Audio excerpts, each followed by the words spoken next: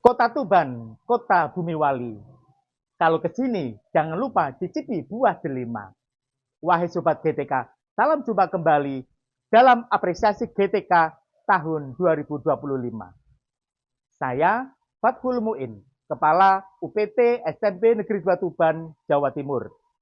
Pada kegiatan tahun ini, saya memilih topik tentang pembelajaran mendalam lintas mata pelajaran melalui pendekatan inquiry kolaboratif. Bagaimana alur kegiatannya? Mari kita ikuti videonya.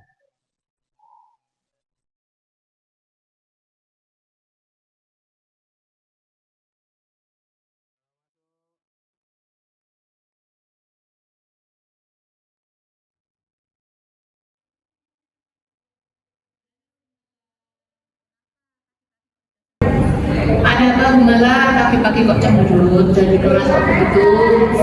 Iya nih Bu, hari ini pembelajarannya masih monoton. Bu dari kelas berapa Bu?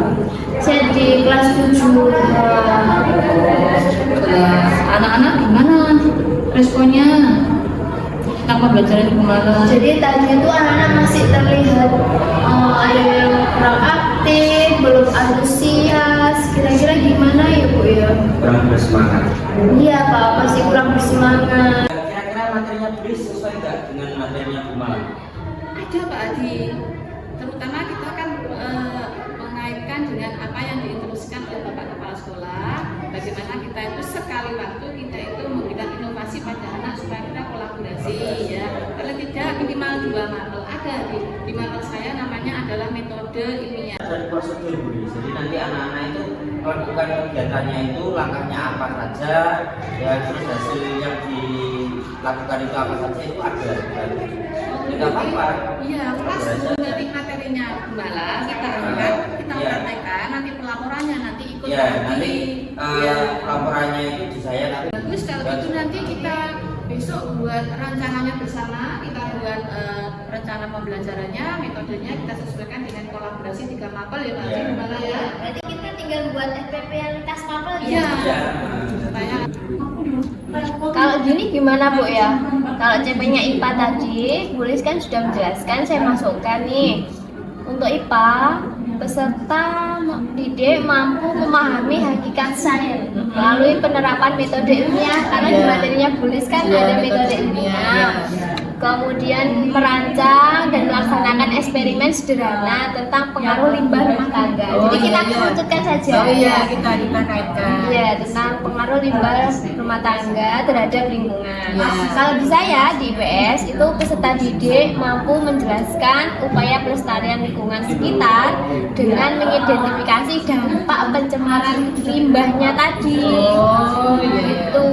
Nah, kalau Pak Hadi ini kalau gini sudah sesuai belum? Ya, kalau saya lihat ini kan pada CP-nya kan sudah sesuai. Ini keterampilan Pak Muin, kami mau menginformasikan skenario pembelajaran yang sudah kami buat. Oh gitu. Siapa yang akan mulai dulu besok? Oh IPS ya. Gimana skenario-nya untuk IPS? Yang pertama dari IPS dulu menjelaskan tentang pencemaran lingkungan. Gitu. Jadi di materi IPS itu ada keberagaman lingkungan, di dalamnya itu materinya pencemaran lingkungan. Gitu lah. Jadi nanti anak-anak nonton video, kemudian menganalisis dari video tersebut, baru ke materi.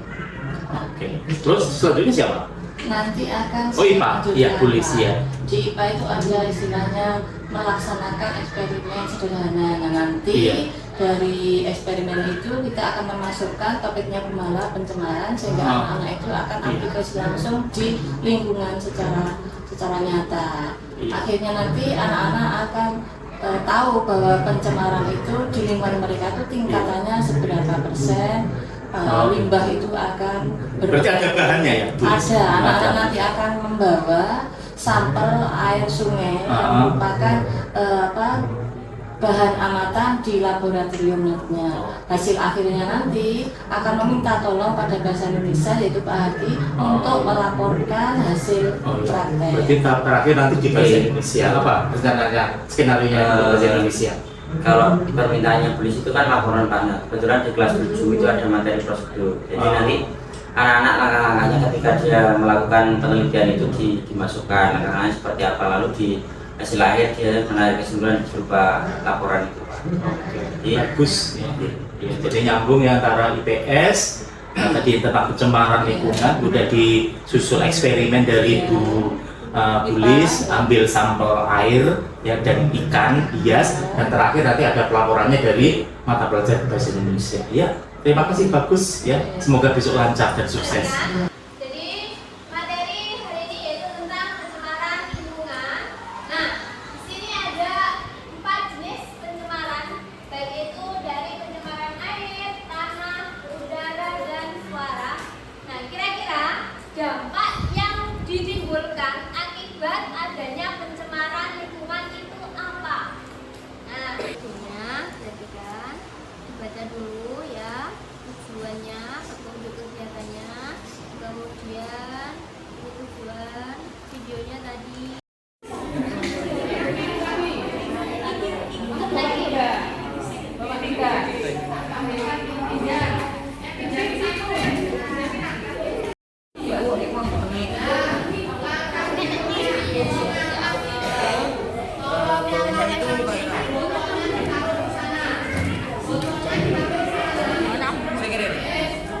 Sungai mana sungai Dama itu nggak usah jauh-jauh, seperti yang kalian ambil aja ya, paham ya?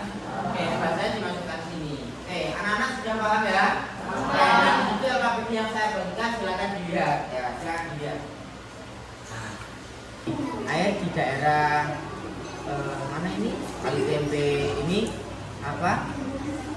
Kecenderungan ikannya lebih mudah mati ya, daripada air yang ada di mana sungai Panjuran itu ya. Dengan pembelajaran berkolaborasi, anak-anak lebih memahami konsep, anak-anak lebih dapat mengaplikasikan konsep dalam kehidupan nyata, dan anak-anak lebih gembira, sehingga tidak terasa otomatis anak-anak ini dapat melaksanakan pembelajarannya lebih bermakna, dan anak-anak juga berkesadaran akan tujuan pembelajaran hari ini. Pengalaman berkolaborasi antar mata pelajaran sungguh transformasional. Kami tidak hanya menyatukan materi, tetapi juga menciptakan proyek yang menantang untuk siswa, baik itu untuk berpikir holistik dan juga menerapkan pengetahuan mereka secara nyata. Saya melihat peningkatan signifikan dalam keterampilan pemecahan masalah dan juga kreativitas siswa dalam pembelajaran ini. Kolaborasi ini juga memperkaya saya sebagai guru untuk membuka wawasan baru tentang integrasi materi dan juga metodologi pengajaran yang lebih mendalam. Ibu-ibu, terima kasih kerawannya untuk refleksi dan sekaligus umpan balik nanti dari saya selama saya mengamati pembelajaran jenengan yang lintas mata pelajaran. Ya.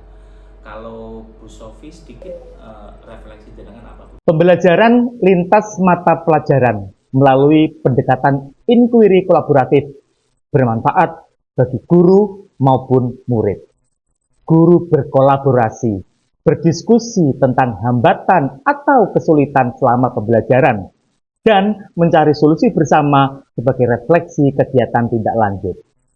Prinsip berkesadaran, bermakna, dan menggembirakan terwujud melalui pengalaman belajar, memahami, mengaplikasi, dan merefleksi secara berkelanjutan. Para murid terlibat aktif dan termotivasi dalam pembelajaran dan mereka mampu menunjukkan dimensi profil lulusan. Selamat mencoba. GTK hebat, Indonesia kuat.